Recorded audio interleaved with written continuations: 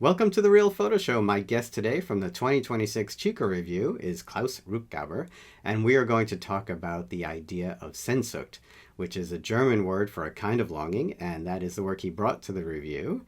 But before we get to that, this podcast is sponsored by the Charcoal Book Club. Begin building or continue to build your dream photo book library today at charcoalbookclub.com. The next book to arrive is Italian Story by Andrea Modica, and as soon as I get that book, I will post a reel on Instagram. All right, everyone, thank you for listening. Enjoy the show, and we will talk soon.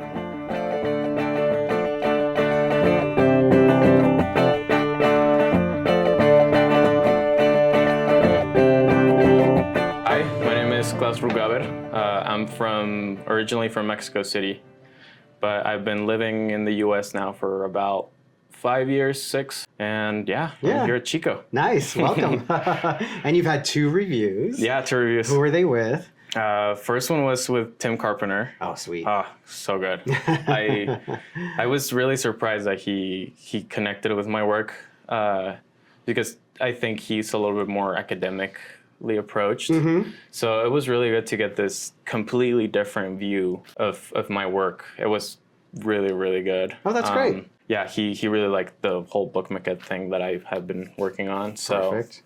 And then the next one, which I just got out of with Shayna Lopez, mm-hmm. Great curator. She actually just told me she's curating a show for Alejandro Cartagena. Yeah, that show is up. Yeah. That's an amazing... mid-career retrospective of Alejandro's work. I'm a really big fan of his work. He's from Monterrey, I think. Yes, exactly. Beautiful place, beautiful work, and so relevant because it's social, it's political, it's artistic, it's technological. I mean, he covers everything. Mm-hmm. So good. Yeah, there's some really good Mexican photographers out there. So how do you get into photography? I keep just making different definitions for how I started, but I've been thinking about it a lot. At school, they keep making me, set up a new artist statement. And I realized it was just for a need for connection for me. Photography gave me this tool to channel not like self-destructive behavior that I had, but I was always getting into trouble just trying things or getting into situations that were not good. Mm-hmm. So I found photography to be kind of like a buffer between the new experience and me. It acted as a mediator for me to discover new things and to actually give it an output that was positive instead of negative. It helped you process experiences? Yeah, quite a bit. And that's interesting. Just explore different sides of life that if I didn't have a camera on me, I wouldn't have been able to access something. And I like that a lot. I've been shooting consistently for around 10 years. Mm-hmm. But strictly just devoting my life to the photograph has been around 6 years. School? Yeah. What kinds? So I did my undergrad in Austin, Texas for photography. Finished that and I went straight ahead to grad school. Yeah. So I'm in Utah State University now doing the MFA program there. Yeah, you told me a little bit about it. It's a fairly small program. It's really small. It's me and one other grad student, which it's very... Yeah. It's tight-knit. So it's nice. I get access to the entire lab. I imagine there's no waiting for anything. Nothing. So it's really, really fun. But I think you also said that... because in a program like that, like feedback could be really rough, but you get to interact with undergrads and other faculty. I'm here at Chico, so and Chico, yeah, that's awesome. Yeah, it's great. I really have learned a lot of things from the undergrad kids. It's really interesting. I mean, it's also a very different culture than the one that I come from. I was in the South in the U.S. Now I'm in the West, and Utah. In itself, it's very different to all the other states. So I really like that. I like exploring people's traditions, their, religion. I'm really into that. Also, a little bit of background on myself. I was raised in an all-boy Catholic school, so that's why some of my work has some religious aspects to it. So, I'm very interested on how people connect. Well, talk more about the work you brought here. Yeah. So Sehnsucht, it comes from a word in German, which basically means the feeling of longing for something. So we should explain the German, Spanish, Mexican connection. Okay. Okay. Yeah, I forgot about that. That's right. Yeah. So, yeah, I'm from Mexico, born and raised, but my father's side is German. Right. So, And that goes back generations, right? So my father was the first generation to be born in Mexico. Oh, okay, right. So basically, I'm second generation Mexican. But your grandfather... My grandfather was born in Germany. Mm-hmm. He was 25 years old when my great-grandfather told him that he needed to move to Mexico so he could take on the family tradition business, which is watchmaking. That's right. So he moved there and he met my grandma because she lived right behind the factory. Mm-hmm. So since then, he stayed. And and you've had German-Mexican heritage ever since. Yeah. Okay, so the work. Yep. Mm-hmm. So Sehnsucht, it means this feeling of longing for something that you know will make your life complete or just completely happy, but you don't know what that is. But deep down, you know that something will make it complete.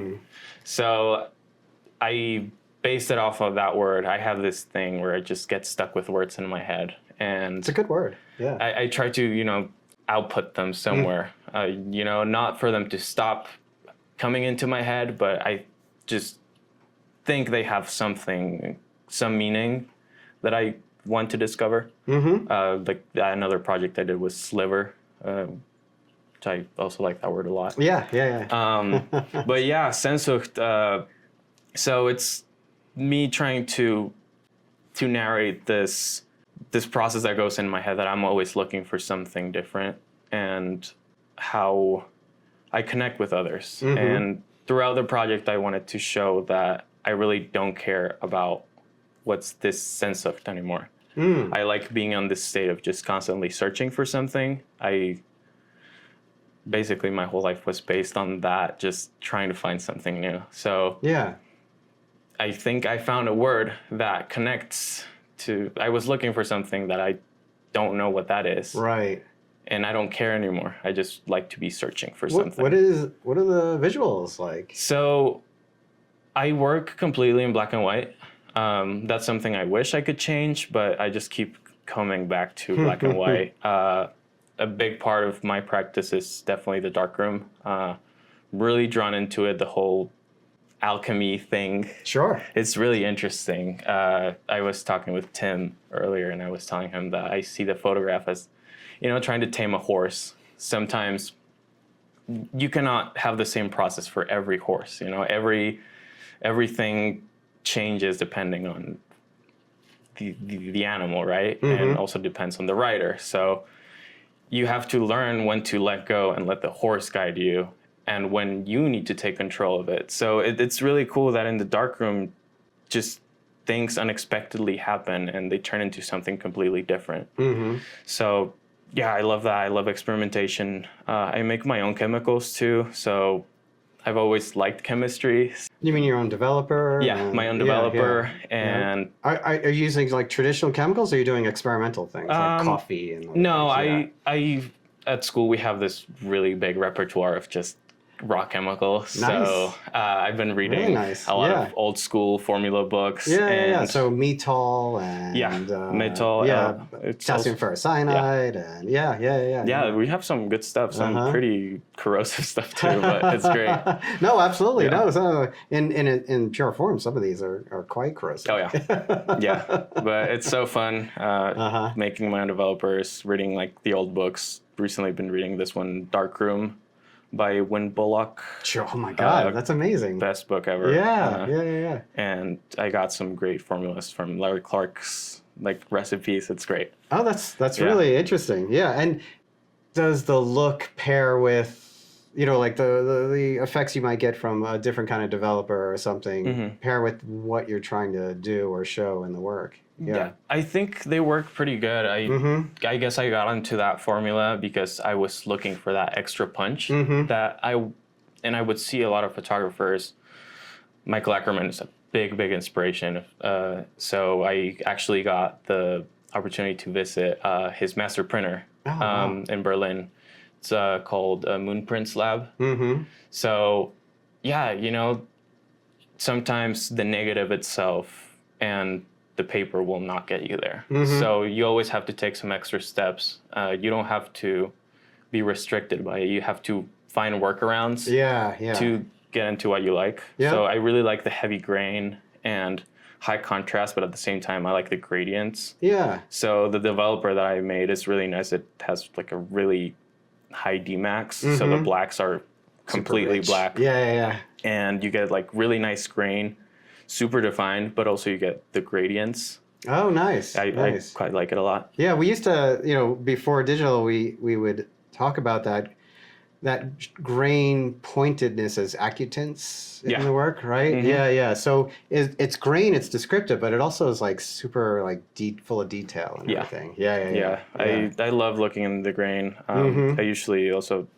take like very small parts of the photograph and blow it up really big and just turn it into like a 4x5 print of like the smallest part of the photograph. Oh, interesting. Yeah. So it's been good so far. It's been great. I'm really happy. This is my first actual portfolio review. And yeah, I mainly wanted to come here because I need something to hold me accountable to actually finish something that I started. That's also another problem with me. I thrive in chaos sometimes. So I got a sense that you need structure by the way you talk about input and output. Like you're the processor in the middle in some ways. And you need that rhythm in order to get things done. Yeah.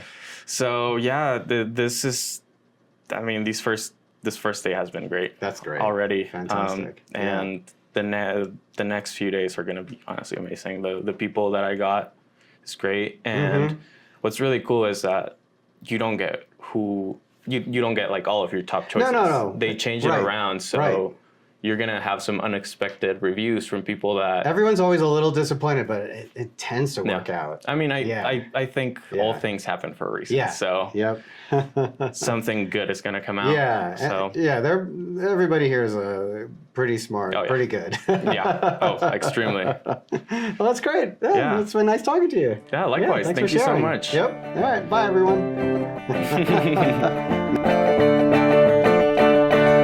Real Photo Show is produced by me, Michael Chovan-Dalton. Music by Matteo Chovan-Dalton and Jim Raimundo. If you like the show, please rate and review with all the stars on your listening platform.